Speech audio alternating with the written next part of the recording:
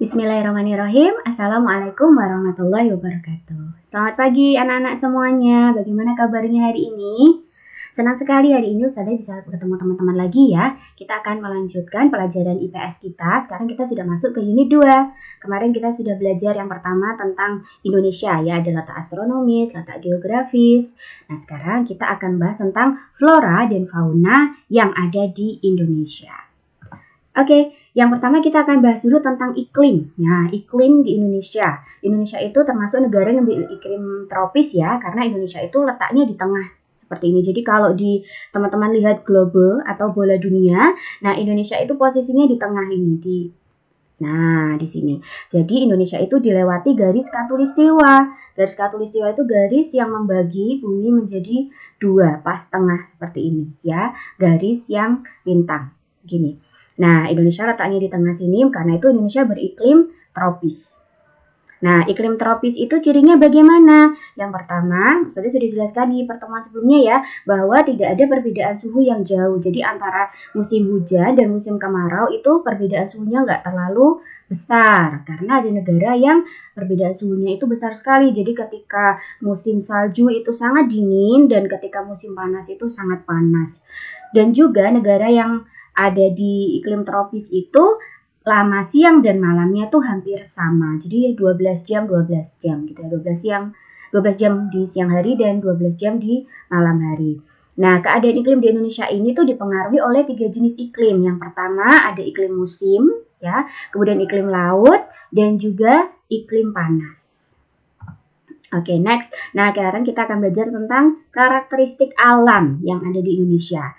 Pertama, ada dataran rendah. Jadi di wilayah Indonesia ini kita punya dataran rendah. Dataran rendah itu apa? Jadi dataran atau daratan ya, yang ketinggiannya itu kurang dari 500 meter di atas permukaan laut. Ya, di daerah ini udaranya cenderung agak panas. Dan wilayah dataran rendah ini biasanya digunakan untuk pertanian ya, jadi untuk sawah ya, kemudian untuk perkebunan tebu atau kelapa. Selain dataran rendah juga ada dataran tinggi. Dataran tinggi berarti letaknya lebih tinggi ya, itu di atas 500 meter di atas permukaan laut. Udaranya ya semakin tinggi itu biasanya lebih sejuk, lebih dingin. Dan biasanya dataran tinggi ini digunakan untuk tempat peristirahatan ya, bikin villa. Kemudian untuk lahan perkebunan biasanya tanamannya seperti teh, kopi, bunga-bunga atau sayuran ya, seperti teman-teman pernah lihat di Bandungan misalnya. Nah, itu Bandungan itu termasuk dataran tinggi. Ungaran ya, di sana banyak perkebunan teh, sayur-sayuran, bunga-bunga juga banyak di sana. Oke, selanjutnya ada gunung. Nah, gunung itu terbagi dua. Gunung berapi dan tidak berapi. Berapi itu berarti gunungnya masih aktif ya, masih bisa meletus waktu-waktu. Kalau tidak berapi, itu gunungnya sudah mati, jadi sudah nggak meletus lagi.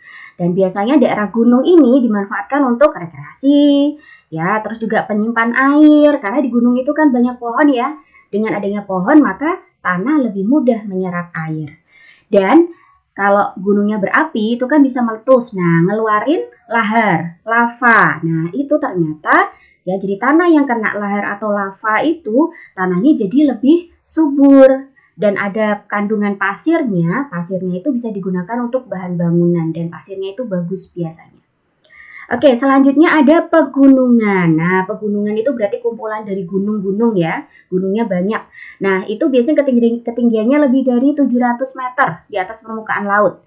Yang namanya di gunung berarti udaranya lebih sejuk dan segar. Oke, dimanfaatin buat apa sih? Biasanya daerah pegunungan buat perkebunan, buat tempat peristirahatan ya, buat camping, tempat wisata. Seperti teman-teman lihat di gambar itu. Ya, melakukan camping di daerah pegunungan dan juga pegunungan untuk tempat perlindungan hewan dan tumbuhan untuk cagar alam, suaka marga satwa ya. Kemudian ada pantai. Nah, pantai ini biasanya dimanfaatkan untuk apa? Bisa buat tempat wisata ya, rekreasi, buat olahraga. Olahraga misalnya teman-teman mau main jet ski atau surfing ya, selancar. Buat wisata ya, sekedar duduk-duduk di pinggir pantai enak sekali ya, sambil menikmati angin, terus menikmati sunset ya. Kalau sore itu matahari tenggelam, subhanallah ya, masya Allah bagus sekali. Kemudian daerah pantai juga dipakai untuk perikanan ya. untuk bikin tambak. Seperti teman-teman lihat di gambar yang ini, ya, ini gambar yang atas, ini adalah tambak. Nah, ini gambar tambak ya. Jadi dibikin seperti kotak-kotak seperti itu. Dan juga pantai dipakai untuk tambatan perahu nelayan ya. Nelayan mencari ikan ke laut, kemudian perahunya ditambatkan atau ya tempat parkirnya itu kan biasanya di pantai. Oke, selanjutnya kita bahas laut. Nah, laut ini kan berarti perairan yang sangat luas ya. Manfaatnya apa sih laut?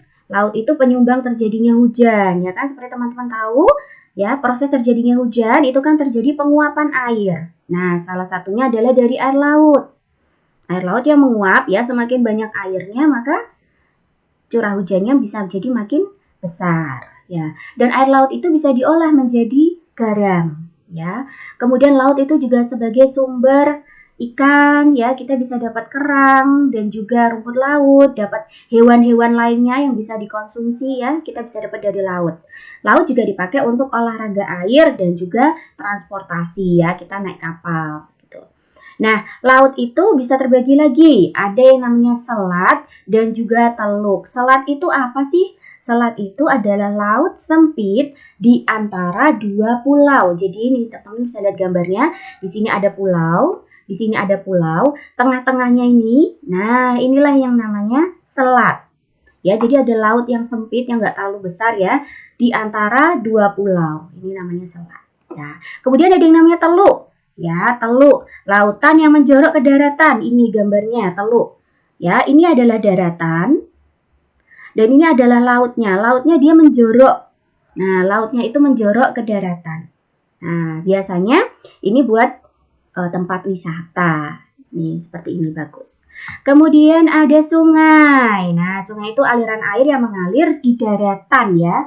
Dan bermuara di laut atau danau. Nah, bermuara itu maksudnya akhirnya. Kan airnya mengalir nih. Mengalirnya itu nanti ujungnya ya sampainya adalah ke laut nyambungnya. Manfaatnya untuk apa sungai? Bisa untuk irigasi, mengairi sawah, kemudian tempat memelihara ikan, bisa untuk transportasi juga, bisa untuk pembangkit listrik ya karena airnya kan bergerak tuh. Dia bisa menggerakkan turbin dan generator untuk pembangkit listrik. Kemudian bisa juga untuk perdagangan atau pasar terapung. Nah, tempat wisata juga bisa, kita bisa melakukan arung jeram nih, contohnya seperti di gambar ini ya, ini di sungai. Kemudian ini namanya pasar terapung. Nah, ini ada nih, jadi kapal-kapal ya, kapal perahu-perahu kecil ini itu mengapung di atas sungai. Ya, ini pasarnya di sini, jadi kita bisa belanja. Oke, selanjutnya danau. Danau itu daratan yang cekung ya, seperti kolam, tapi besar sekali. Ya, kalau kolam itu kan kecil, danau itu seperti kolam tapi besar. Dan danau itu terbagi dua, yaitu danau buatan dan danau alam. Kalau buatan itu berarti sengaja dibuat oleh manusia ya, disebutnya waduk. Kalau danau buatan itu ya namanya waduk. Kalau danau alam itu berarti terbentuk oleh peristiwa alam, yaitu terjadi dengan sendirinya ya, diciptakan Allah. Manfaatnya apa waduk? Untuk menampung air hujan, untuk pengairan sawah, bisa untuk memelihara ikan dan menangkap ikan seperti di gambar ini ya, bapak-bapaknya mancing di dalam mancing di waduk atau danau. Dan juga bisa juga untuk tempat olahraga. Nah, olahraga air, rekreasi juga bisa. Selanjutnya kita akan bahas tentang persebaran flora dan fauna di Indonesia. Kita perlu tahu dulu ya, flora itu apa sih? Flora itu artinya tumbuhan. Kalau fauna artinya adalah hewan. Nah, flora di Indonesia atau tumbuhan di Indonesia itu bisa dikelompokkan menjadi 4.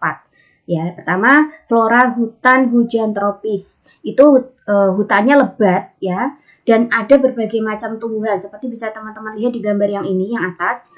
Nah, ini adalah hutan hujan tropis. Jadi hutannya lebat sekali dan tanamannya macam-macam di situ. Kemudian ada yang namanya hutan musim. Ya, hutan musim itu pohonnya agak jarang dan tahan kekeringan. Ya, di sini nggak ada gambarnya, mungkin nanti teman-teman bisa cari di Google. Kemudian ada hutan sabana dan stepa. Nah, kalau yang gambar yang ini namanya sabana. Sabana itu terdiri dari padang rumput. Ada pohon-pohonnya tapi sedikit biasanya ya. Biasanya ini cenderung daerahnya yang kering, yang ada padang rumputnya seperti ini. Kemudian ada hutan lumut. Hutan lumut itu ya hanya ditumbuhi lumut dan biasanya berudara lembab. Karena lumut itu suka tinggal di tempat yang lembab. Selanjutnya fauna ya, fauna hewan-hewan di Indonesia. Jadi ada dua orang ahli flora dan fauna namanya Alfred Weber sama Wallace itu membagi wilayah fauna itu menjadi 3 bagian. Yang pertama fauna asiatis. Nah, fauna asiatis jadi binatang-binatang Asia. Contohnya itu harimau, badak bercula 1, ada orangutan ya. Itu termasuk fauna atau binatang-binatang asiatis. Kemudian ada fauna peralihan. Nah, itu contohnya komodo, anoa, babi rusa, burung malio. Nah, ini yang teman-teman lihat di gambar. Ini adalah gambar anoa. Ya, mungkin teman-teman pernah lihat atau mungkin ada yang belum. Nah, ini namanya anoa. Nah, yang burung malio ini seperti ini. Ini burung malio. Nah, ini termasuk fauna peralihan. Kemudian ada fauna australis. Nah, ini contohnya cendrawasih, kanguru, kuskus. Jadi, untuk wilayah Indonesia bagian barat itu biasanya kebanyakan adalah hewan-hewan asiatis. Kalau Indonesia bagian tengah itu kebanyakan peralihan dan Indonesia bagian timur daerah Papua, Maluku ya, itu biasanya termasuk fauna yang australis. Oke, itu saja. Kali ini penjelasan dari Ustazah. Untuk lebih lengkapnya lagi teman-teman bisa baca di modul ya. Di modul itu sudah lengkap, bisa dibaca sendiri. Oke, sampai jumpa lagi di pembelajaran selanjutnya. Wassalamualaikum warahmatullahi wabarakatuh.